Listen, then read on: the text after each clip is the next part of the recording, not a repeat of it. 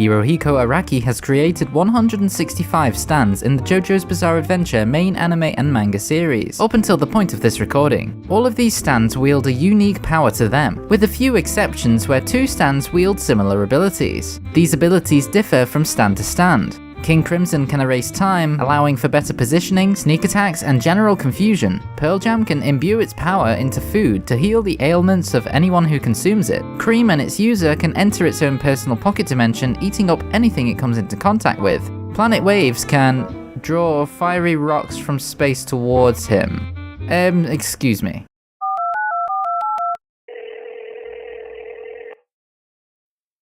Konnichiwa, これは荒木先生ですか？家の中でじっと待ってる人も敵も。なぜプラネットウェブズは隕石を宇宙取り去るのですか？とにかく閉ざされた街を作っていこうという。What do you mean you thought it would look weird?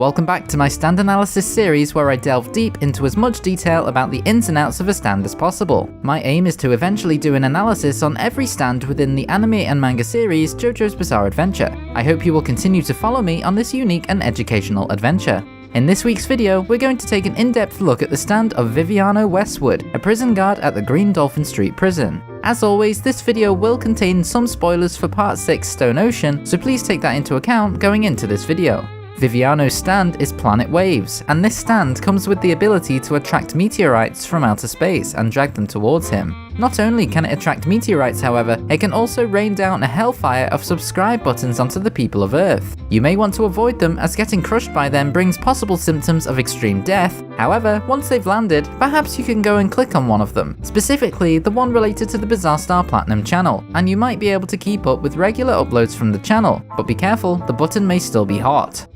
Planet Waves only shows itself a couple of times, poking its top half out from behind Viviano Westwood's shoulder. However, when it does show up, it appears to manifest in the vague shape of a humanoid, and its general appearance resembles a skinless human body with a pattern similar to muscle fibers. It is also coloured red, and its head is shaped similar to that of a human heart, also featuring a headpiece which resembles the aorta valve. We only see this stand from the top half up, so we don't know what the rest of its body actually looks like.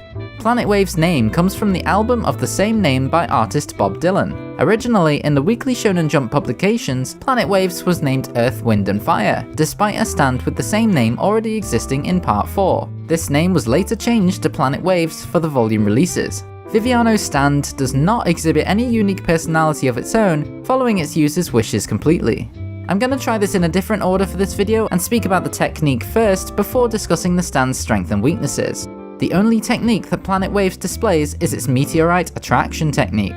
The basic explanation for this technique is that it attracts meteorites from outer space and draws them towards Viviano Westwood like a magnet. The meteorites then collide with any object or person between the meteorite and Viviano. The meteorites may be drawn towards Viviano, however, Planet Waves will not allow its user to get hurt, so the meteorites disintegrate within a matter of seconds before colliding with him. There are countless amounts of debris and rocks within the Earth's gravitational field, and Planet Waves can attract this debris and pull it towards him. However, he is only shown drawing in small rocks. This is probably due to the fact that bigger meteors could cause potential destruction to buildings and move slower, whereas smaller rocks would move faster and be able to attack the enemy with more precision. These meteors are fast enough to rip off chunks of a person's body and seemingly cannot be heard until near impact. Objects entering the Earth's atmosphere will burn up and be crushed unless the object re-enters within a specific narrow area. Depending on the size of the object entering the Earth's atmosphere will depend on the exact angle needed. Araki explains this in Stone Ocean using a capsule-type space aircraft as an example.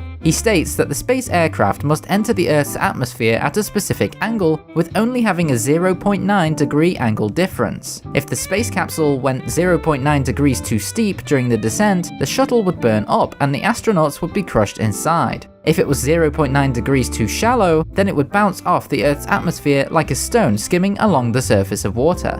When comparing it to a human head, the size of the narrow gap in which an object can safely descend is the same width as a human's head hair, so precise movements and calculations are needed for typical re-entry to Earth, which means Planet Waves has the capabilities to triangulate the correct angles needed for all the meteorites it attracts to properly re-enter Earth without burning up and disintegrating.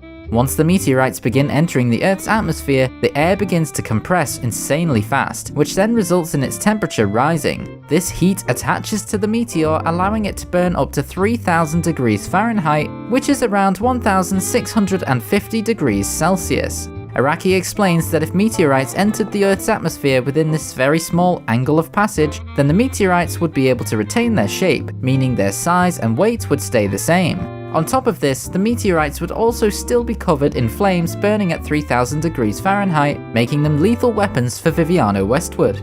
The strength of planet waves mainly relies on the user's ability to incapacitate an opponent long enough within the meteorite's path to allow the projectile to hit them. Viviano Westwood is a physically strong man anyway. However, with the addition of Gucciou's stand Survivor, which increases the fighting spirit of those in a certain area, Viviano Westwood's strength and urge to fight is heightened, making him an even more persistent opponent to Jolyne. Viviano is stronger in a more open area as his meteors would have more scope. However, he has proven that he is also strong in tighter areas, as he can bring bigger, more sturdier meteors down from space to break through sturdy walls and take his opponent by surprise. Despite its humanoid body, Planet Waves never shows its entire body to actually fight, purely focusing on drawing meteors towards its user.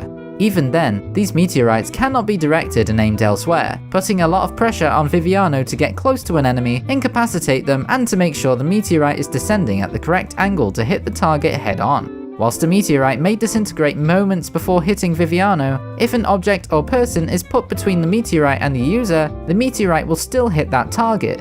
This means that if an object such as a boot is placed within the meteorite's trajectory, it will still get hit and catch fire, burning at 3,000 degrees Fahrenheit. This boot, or whatever object it is, can then be used as a weapon due to the fire not being a part of the stand's ability, as it is instead caused by the Earth's atmosphere.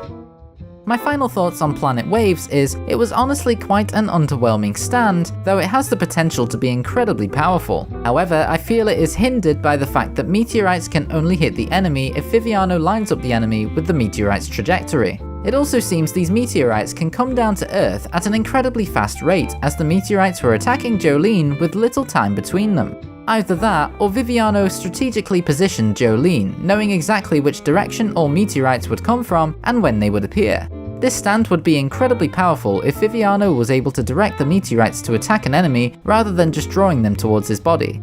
Also, as a little side note, it looks as if the stand is using Viviano as a meat shield, as if it's scared of being hit by the meteorites. That isn't really related to the analysis, it's just a neat little thing I picked up on. Viviano was given his stand by Pucci via the stand discs, supposedly within the time span of an hour or a whole day before fighting Jolyne. So it's entirely possible Viviano may not have actually fully learned how to wield his stand's abilities, although this may just be the extent of the stand's power.